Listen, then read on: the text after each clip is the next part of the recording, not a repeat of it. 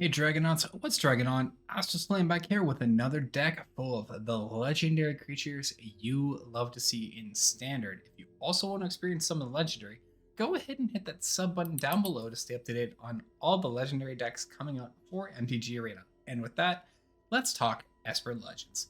This is a tempo mid-range list. We want to play creatures on curve in a very linear progression to just outpower our opponent because of the value these creatures bring. This comes in the form of utility creatures, interactive creatures, and value driven through the connive mechanic. Thanks to Rafine the Scheming Seer, the 3-mana 1/4 with flying and ward that whenever you attack, target attacking creature gets to connive X, where X is the number of target attacking creatures. So attack with 5 creatures, connive 5 times, draw 5 cards, discard 5 cards. For every non-land card discarded this way, that creature will get +1/+1. Effectively, we connive on specific creatures to buff up their power, draw the specific cards we need, and discard the fodder, if it were, that we don't want at all. Now, I talked about a curve on this. The curve on this is literally 1, 2, 3, 4, and 5 for mana. You don't need to go above 5. And frankly, if you ever need to play a 5-mana card, there's only one in the list. But we are looking for the synergy value. Ideal curve for this really goes in. You're looking for Skrull the Defector Mine to get into Thalia. That way you tax up your opponent's spells. You're playing mostly creatures, so you don't care about that. Additional tax of 1. Get that into Rafine the Scheming Seer. Suddenly Thalia starts getting bigger. Skrull is all ready to protect your creatures through any other instant effects. And after you've done that, just play in Sheholder. Every time you connive and draw, that's a Sheholder trigger to gain some life. You've made a big attacker, you've got great damage going through, and you're gaining life. All the things to just survive and win a match in the mid-range meta we are currently in for Standard. Now, value is where the name of the game lies with this list. We might have the curve of main creatures, we also need to hit up other creatures that are going to be playing into our package. That's our connive package. That is where Toulouse the Clever Conductor comes in. Anytime we now discard a card, it's going to get tucked under Toulouse. When Toulouse dies, we get to put all the cards back that have been, discarded under Toulouse, back into our hands. So everything we connive under Toulouse immediately goes back. That is a ton of value. Toulouse can net you anywheres from 1 card to like 8 cards, depending on the amount of conniving you've done. Not just conniving though. Discard synergy plays big into this, right? We want to discard things that are effective for us. Well, thankfully, discarding stuff is fine. Raise the Lash Transmogger plays great into that. But the other side of not just conniving is our legendary lands. We get to take advantage of all those legendary creatures, reducing the channel cost of our Aganjo, our Ottawa, and our Takenuma to make them 1-mana channel lands, getting their effects. And when we discard them, guess what? Hey, they go under Toulouse. That is extra value. Otherwise, it's going to be a lot of draw synergy, getting into the things you want or utilizing the cards you have. Rona, Herald of Invasion, great card in here. Drawing a card, discarding a card, filtering you in, and whenever you cast a legendary spell on tapper, and hey, pretty much all our creatures are legendary. We've got Dennick, enabling when Dennick comes back as the Pious Aspiration for some clue tokens. Otherwise, a 2/3 lifelinker. Great to stay alive. The Goldforged Thopteryx, a interesting choice, I think, for this list. It is a dinosaur Thopter. The big thing here is each legendary permanent you control has Ward 2. So Gold Thopteryx is meant as a way to protect your entire board state. Little deviation from what we're talking about, but it is a good synergy card. Through all that discarding effect, though, with everything in the graveyard, we also do get to take advantage of Ludwig Necro Genius. So whenever it attacks or enters the battlefield, mill a card, you can exile X creature cards from your graveyard, and you transform Ludwig into one of those creatures, which is great. Ludwig is able to become whatever creature you want. So if Toulouse isn't out, you've discarded a few things. Well, guess what? Ludwig becomes your extra Sheholder, becomes your Owl the Dawn Sky, becomes your Drana Inland Vault, which is the next card I'm about to talk about that I love for this list. Activate abilities your opponents can't be activated on creatures. This is great. And Drana and Lavala have all activated abilities of all your opponent's creatures. Really cool way to take your opponent's activated creature and turn them off while you get to take advantage of all their benefits. In that same, we are also playing, Errant and Giada. Flash and Flying, 2 mana, 2/3. Just a really nice one of flyer. Lets us look at the top card of the library, and we can play cards with Flash or Flying from the top of our library. So, Errant and Giada are going to let us play an Earthine for easy. We can play an Urtai from the top of our list easy. Drana Linvala can be played from the top of our deck. Our Goldforge Thopteryx can be played from the top, and our Owl the Dawn-Sky as well. So, some extra cool synergy to just play cards instead of just your hand from the top of your library. Last card to really touch on for this list, Urtai the Resurrected, the last of the synergies. Just a great removal card. You can either counter a spell when it enters the battlefield, or you can use it to destroy target creature or planeswalker. Now, by countering or destroying, your opponent will draw a card. But hey, you know what? If you have a Sheholder out, you're taxing them 2 life. It's not the worst thing in the world. Putting it all together, you do want to be able to have just a little bit other interaction. So to finalize the deck, we are running 3 Go for the Throats. But there you have it, Esper Legends. Play in the curve, play some legendary creatures, get value, and make sure your creatures are better than your opponents. What do we do in the sideboard though? What is our game plan? Well, it really depends what we're up against, right? Control decks, we are running Disdainful Strokes and Negates. We can bring in some extra counter magic. If you were up against Reanimator decks, Dennis the Pious Apprentice is able to come in. Mid-range decks running enchantments, well, Laurent is there to save your life. Need extra removal, you have your Go for the Throat. And up against aggro, we need our Cutdowns and our Gix's Command as well. Just good ways to stabilize, take down those early threats, and really make it so you can get into that dream of Rafine and Sheholder to take the win. Dragonauts, please enjoy the Esper Legends game. Type of decision that a new player is going to make versus someone who is experienced. We're also going to take the play. Okay. Sure. Top deck Rafine, I win the game?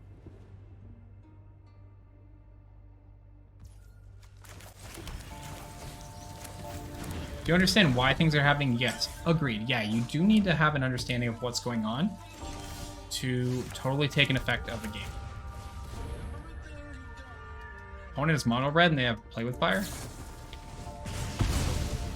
Nailed it.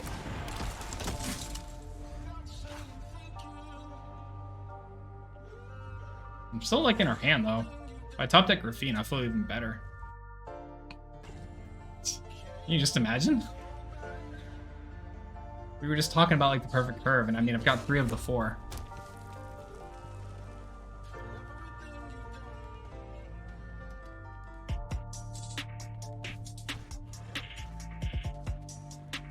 Second Play with Fire could be an option. Bloodthirsty Adversary won't attack here though, because we just get a fair trade. Razor Lash. Poking for 2, that's fine. I have like Shelly next turn. I'm not concerned about trying to protect Thalia because I don't have the lands for the Plaza. Comes down to knowing your deck. Big thing, true, yeah. Knowing your deck is a big thing. Or Magic though. Which one is better for beginners? Both are pretty decent. They kill Thalia here.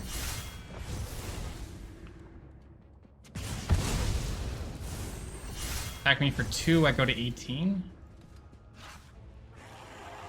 Unless they attack the invasion. With 3 cards in hand, I don't think they go after invasion, though. Arena's easier to read than online. Yeah, invasion. Oh, they are. Oh, okay. So there's a potential lightning strike in hand. Let's go ahead and just cast Shelly.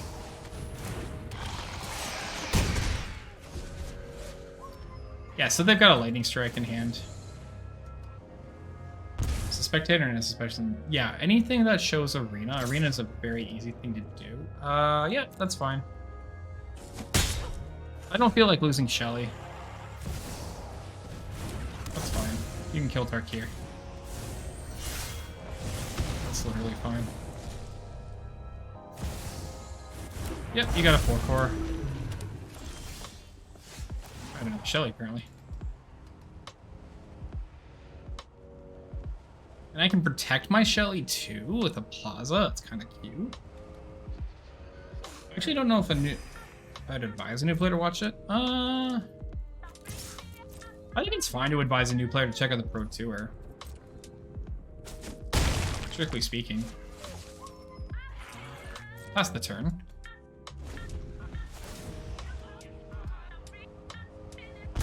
I've got them on a clock right now. I'm not really worried about the Defiant Dreadmaw. Sure.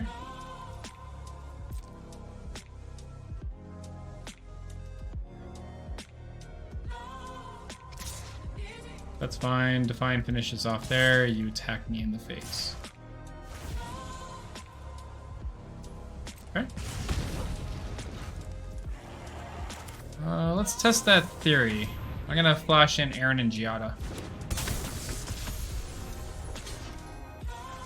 Block the Mishra's Foundry. Play with fires. Sure. I can live with that, that's fine.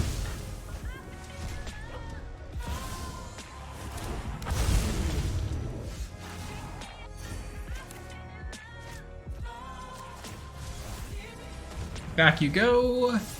Now you lose. There's game one. Otawar back the dragon. Attack for lethal. Get the game.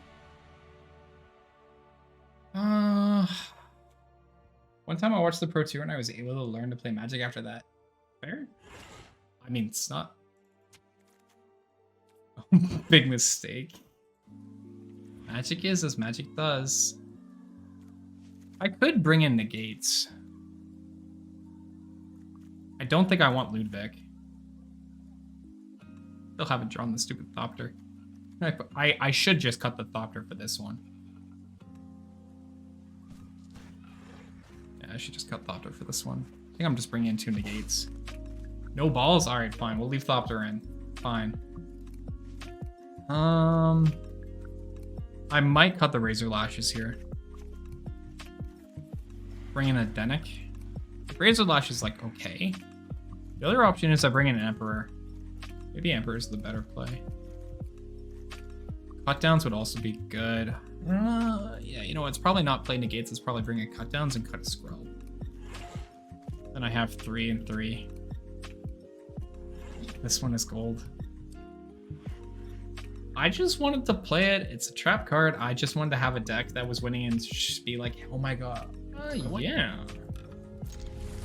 Sounds pretty sweet. Swift Spear. Swift Spear. How about no Spear? There's actually a Reddit post about it, actually. Huh. Okay, 216. Cast Thalia.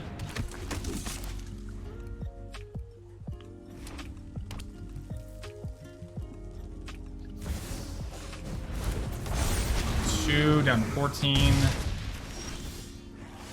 No sweat. Denic into Skrell. We'll go to 13.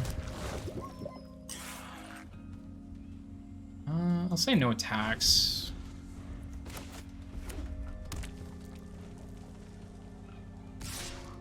Okay, we'll go down to 11.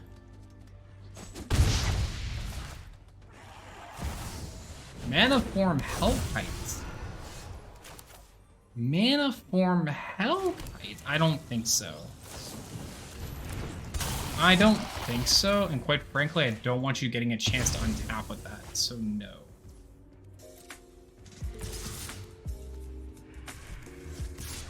Just going with Denic. Fine.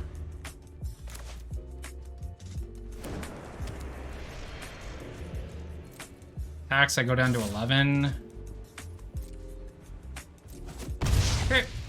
It's fine. Another Mana Form Hellkite. Yikes. Alright, fine. I think I just cast an Owl. Problem is, if I attack him with anything else, I just die to this mana form.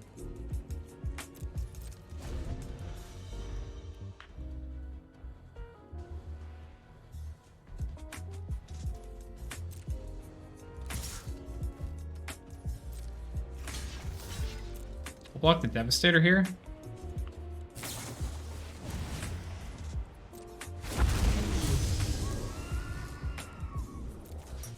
I'll shock myself down for pro red.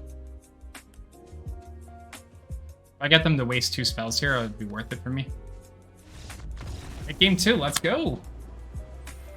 Dragonauts, thank you so much for sticking around to the end of this legendary video. As always, it is appreciated. Please remember to hit that subscribe button down below to stay up to date on all the new decks coming up for MTG Arena. And as always, Dragonauts, keep believing. I'll catch you next time.